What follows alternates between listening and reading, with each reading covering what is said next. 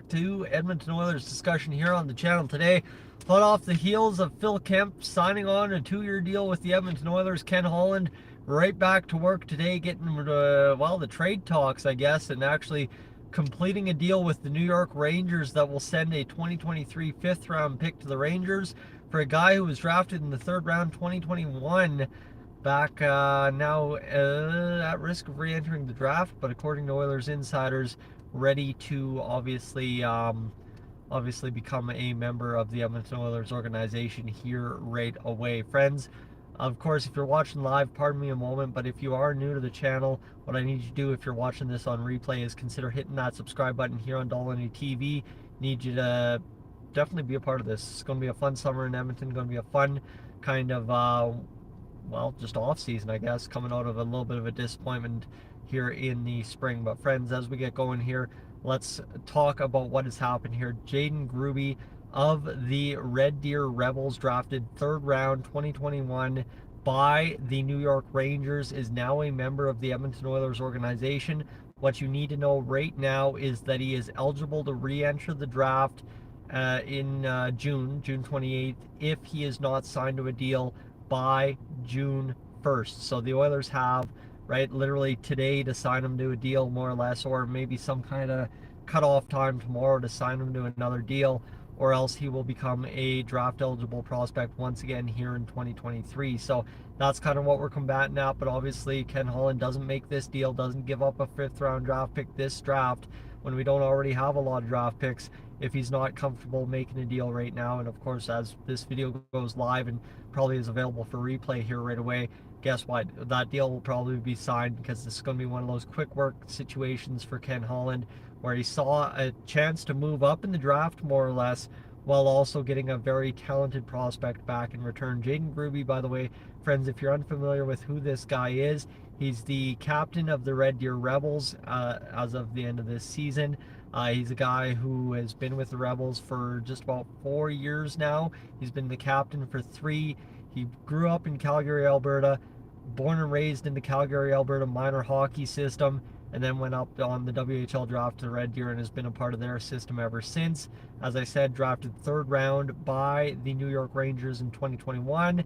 Didn't end up signing with them, is now going to be a member of the Edmonton Oilers, which makes sense. And obviously what you need to know too here, as Sully comes into the chat here, the first time I've mentioned the chat on the live stream here, is that the Red Deer Rebels, he's a 20-year-old kid. He's a big body, 6'3", 200 and some odd pounds, right-hand shot centerman. So what are we talking about here?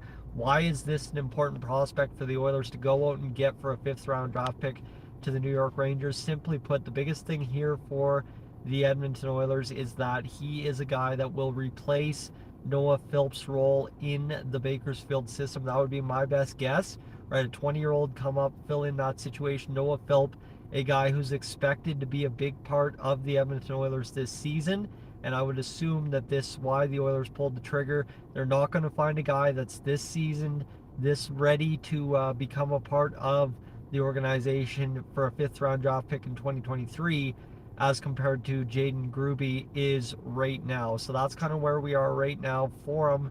He's the guy that's going to fill in a role in Bakersfield and develop into a prospect on the farm that should be serviceable to the Oilers. And obviously too, friends, this is what we really have been talking about for years, is finding those gem right-hand bottom six centermen that come in and make an impact. And Jaden Grubbe, a guy who is point per game in his final season in the WHL, a guy who should be capable of being a legit player in the NHL in a bottom six role at bare minimum, right? You never know what a prospect's trajectory actually is going to turn out to be, but in a bottom six role for a fifth round draft pick in this year's draft, for a guy that's 20 years old and ready to sign a deal right now, I would say that he's a guy that very much so fits the bill for what the Edmonton Oilers are trying to achieve on a little less draft capital, and of course too, a little bit of a deeper organization in terms of veteran talent compared to prospect talent that we're trying to kind of build up at the same time, right? So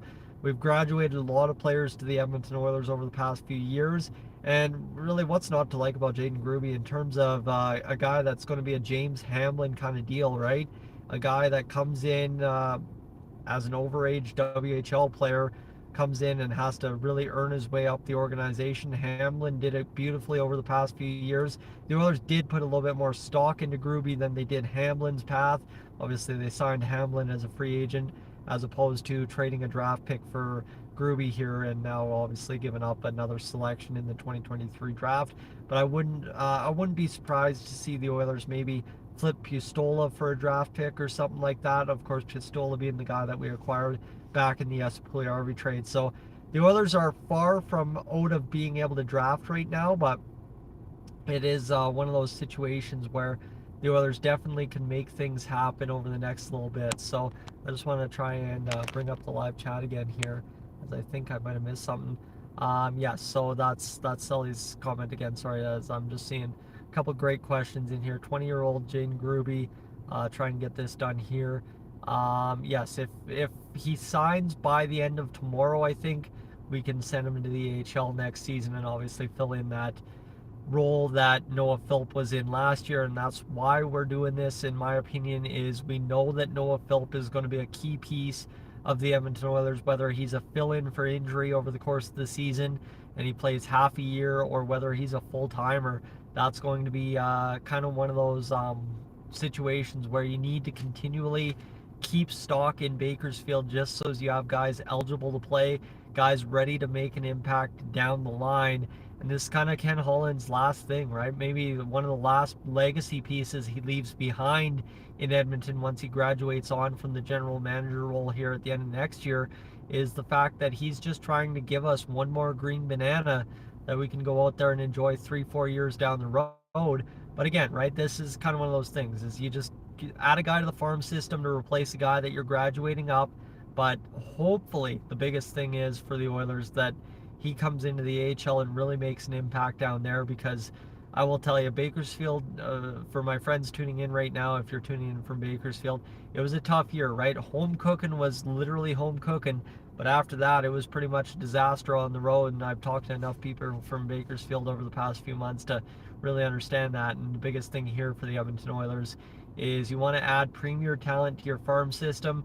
There is something to be said for the Oilers' vote and confidence in staying in Bakersfield, and you got to be committed to giving the people of Bakersfield a good product to watch as well. So if you're going to move up Noah Philp to the NHL at some point this next season, you got to have somebody to replace him, and giving up a 5th-round draft pick to the New York Rangers to hopefully sign Jaden Grubbe by the end of tomorrow does exactly that. Friends, I'm Tyson, this is Stoll on the TV. Thanks for tuning in live from the car once again today.